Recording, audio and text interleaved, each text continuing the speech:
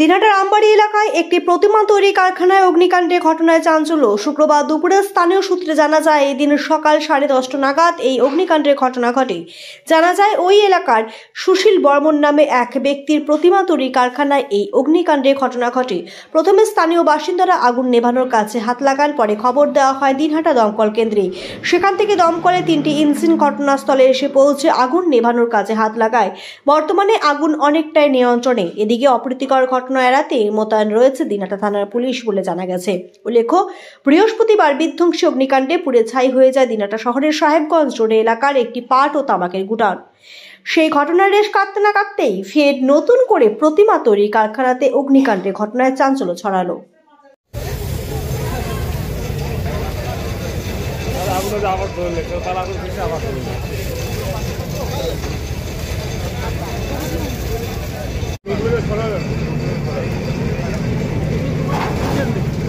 अरे ये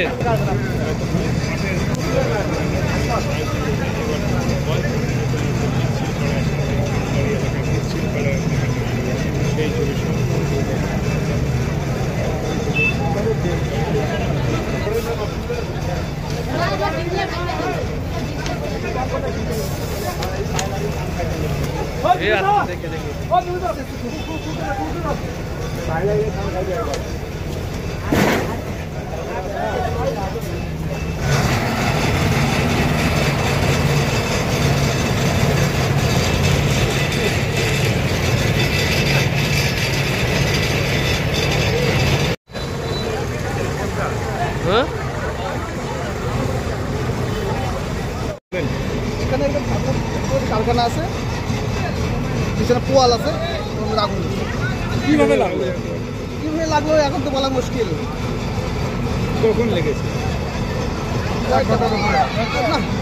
এখন কত বাজে? 12:40 তো, 10:30টার দিকে। কিসে থেকে বোঝা যাচ্ছে না? কিছু এখনো বোঝা যাচ্ছে না। কি নাম আপনার? আমার নাম কেশব নাহা।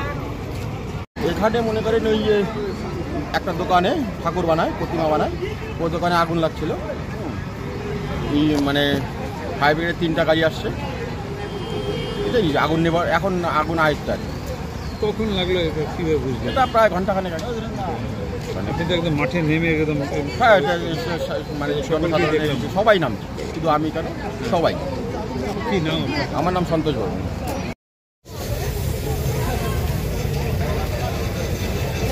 আবার ধরলে তারা আবার